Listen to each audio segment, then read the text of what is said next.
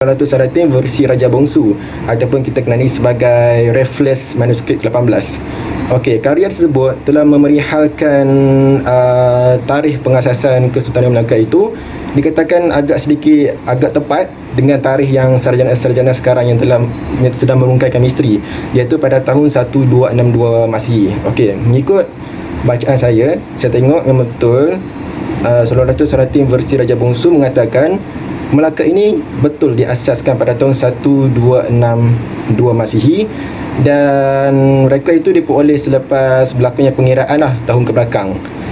Jadi saya rasa setakat itu saja pendedahan saya berkaitan dengan tempoh pengasasan Melaka. Okey, untuk kesimpulannya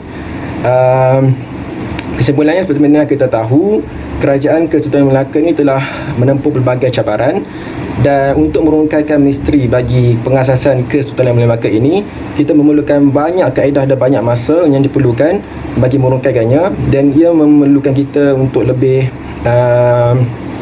melihat pandangan daripada dalam dan luar negara, dan kemudian kita menyimpulkannya dan membuat satu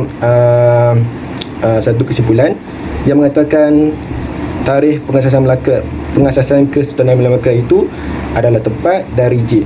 Okey, saya berharap tahun 1262 itu adalah tahun sebenar bagi pengasasan Kesultanan Melayu Melaka. Sekian, terima kasih. Assalamualaikum warahmatullahi wabarakatuh. Selamat pagi. Nama saya Nur Syakilah binti Abdullah dengan kad matriks AIL 190030 17-20-29-34/1 yang akan menyambung pembentangan daripada sahabat saya sebentar tadi, saudara Rizqullah Al-Barik. Okey, yang mana saya akan mengupas dua faktor yang dikehendaki dalam soalan, iaitu pelbagaian pendapat sarjana dari dalam dan luar negara berkenaan dengan tokoh dan juga proses pengasasan Kesultanan Melaka. Baiklah, jadi saya akan teruskan dengan pembentangan isi yang kedua, iaitu kepelbagaian pendapat sarjana dari dalam dan luar negara berkenaan dengan tokoh pengasasan Melaka. Okey, untuk pendapat sarjana dari dalam negara, kita ada Samad Ahmad ataupun Tun Sri Lanang, yang mana mereka ini telah menulis semula di dalam buku Sulalatul Salatin. Yang mana di dalam buku Sulalatul Salatin ini telah diceritakan bahawa pengasas kepada kerajaan Melaka merupakan Parameswara, ataupun nama selepas beliau menganut Islam, memeluk Islam, ialah Iskandar Shah, Raja Iskandar Shah. Okey, dikatakan bahawa Parameswara ini merupakan salah seorang daripada kaum ataupun keluarga kerabat diraja dari Palembang. Lalu beliau melarikan diri ataupun mengundurkan diri dengan pengikut-pengikutnya ke Temasek, dan berlaku satu tragedi di Temasek. Akhirnya beliau menjadi pemerintah terakhir ataupun pemerintah kelima Singapura sebelum beliau bergerak ke Melaka. Baik, itu pendapat daripada sarjana dalam negara Samad Ahmad. Lalu kita bergerak pula kepada bagaimana pendapat sarjana luar negara terhadap tokoh pengasas Melaka. Baik, kita ada beberapa tokoh untuk diceritakan ataupun untuk dikupas mengenai pendapat mereka. Yang pertama, kita ada daripada Tom Pius ataupun Tommy Pires, Suma Oriental, karya beliau. Yang keduanya kita ada, saya kena baca kejap, Bras di Albuquerque. Buku dia ialah Commentaries di Grande Alfonso de Albuquerque. Di Grande, macam itulah. Dan yang ketiga, kita ada catatan dari China, iaitu catatan Ming Shi ataupun Ying Yai Sheng Wang. Dia ada banyak lagi, saya ambil yang dua tu lah. Okey, untuk yang pertama, Tom Pius. Apa yang Tom Pius telah tafsirkan berkenaan dengan tokoh pengasas Kesultanan Melaka? Beliau merupakan pengasas Melaka, merupakan seorang putera dari Palembang, okey, yang bernama Parameswara. Okey, yang mana Parameswara ni merupakan pengasas lah kepada Kesultanan Melaka. Beliau berkata begitu, dan dikatakan bahawa sama juga seperti yang saya maklumkan dengan di dalam Sulalatul Salatin tadi, Parameswara merupakan salah seorang kerabat diraja Palembang yang telah bergerak ataupun mengundurkan dirinya akibat daripada perang saudara yang berlaku di Palembang lah. Dan akhirnya Parameswara mengundurkan diri daripada Palembang menuju ke Temasek, dan akhirnya ke Muar, dan akhirnya barulah masuk ke Melaka.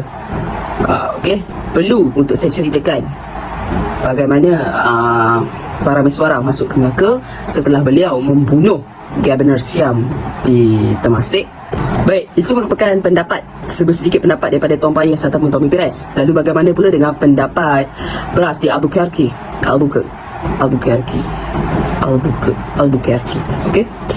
Bras di Albuquerque mengatakan Parameswara ataupun dalam karyanya Parameswara dikenali sebagai para mencura. Okey, para mencura seorang yang sangat tidak setia ataupun tidak menunjukkan taat setianya kepada bapa mertua, dan akhirnya para mencura dihalau dari tanah Jawa. Dan beliau membawa pengikut-pengikutnya bergerak ke Temasek. Setibanya para mencura di Temasek, beliau disambut baik oleh pemerintah ataupun Governor Siam sebentar tadi, Temagi. Nama beliau ialah Temagi ataupun macam yang saya cakap tadi, Governor Haji Siam. Beliau disambut baik oleh Temagi, namun saya tidak pasti apa punca sebenar yang mengakibatkan akhirnya para mencura membunuh Temagi. Beliau hanya menjadi pemerintah Singapura hanya selama 8 hari sebelum Temasek diserang oleh kerajaan Siam. Okey, beliau menyerang kerajaan Siam sebab sebenarnya Governor Haji Siam ni ataupun Temagi ni merupakan menantu kepada Raja Siam. Okey, dan akhirnya Parameswara melarikan dirilah ataupun mengundurkan diri bersama-sama pengikutnya ke Muar, Johor, dan beliau tidak silap saya beliau menetap di Biawak Busuk. Nama tempat Biawak Busuk, di mana tempat tersebut banyak sangat biawak, dan Parameswara berasakan bahawa tempat itu tidak sesuai untuk diperintah ataupun dibangunkan, dan akhirnya beliau bergerak ke satu tempat dan berlaku tragedi tertentu sehingga dinamakan tempat tersebut sebagai Melaka.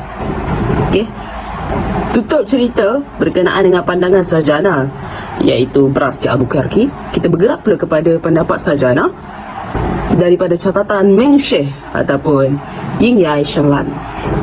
Dalam catatan ini ada menyatakan, tokoh sarjana yang menulis catatan ini ada menyatakan bahawa nama Melaka disebut dengan nama Malaysia. Okey. Dan nama pengasas Melaka dikenali sebagai Paili Misula atau Paili Sula. Okey. Sebenarnya kerajaan Melaka tidak diketahui namanya oleh kerajaan China lah. Maknanya kerajaan China tak tahu pun nama sebenar, nama kerajaan Melaka sebelum kerajaan China menghantar utusan yang bernama Tun Chin untuk mengiktiraf pemerintah Melaka, Parameswara ketika itu. Cerita mudahnya, sebelum Maharaja Yonglo ni menghantar utusan ke Melaka, mereka tak tahu nama Melaka tu. Diorang tak tahu. Bila mereka dah datang, baru mereka tahu nama Melaka itu, dan ditukar slang-slang logat Cina, Malaysia. Okey, dan dikatakan Pai Lisula ataupun Parameswara tadi telah memerintah Melaka selama 25 tahun, yang mana beliau wafat pada tahun 1414 Masihi. Okey, itu berdasarkan catatan Meng Sheh atau Ying Yai Shenglan. Baiklah, lagi seorang pandangan sarjana luar terhadap proses pengasasan kerajaan Kesultanan Melaka boleh dilihat berdasarkan pandangan yang diberikan oleh João de Barros. Okey, yang mana beliau mengatakan bahawa pengasasan Melaka telah dilakukan ataupun diasaskan oleh Parameswara. Ceritanya bermula apabila para Risa, mungkin para Risa ni merupakan pembesar ataupun betara tanah Jawa setelah betara Majapahit benda. Setelah para Risa ini mangkat, maka timbullah perang saudara di dalam negeri tersebut yang menyebabkan Parameswara mengundurkan diri daripada tanah Jawa, dan beliau membawa pengikut-pengikutnya ke Temasek lah, Singapura, yang mana ketika itu disambut oleh Sangir Singa. Di dalam cerita João de Barros ni, nama Sangir Singa ini merujuk kepada Haji Siam ataupun Gubernur Singapura lah pada ketika itu. Okey, dan selepas itu Parameswara telah pun membunuh Sangir Singa, dan masih lagi sama Parameswara hanya mampu mengapa mudahnya Parameswara hanya mampu memimpin ataupun memerintah Singapura selama 8 hari saja sebelum Raja Siam menghantar angkatan tentera untuk menyerang Singapura.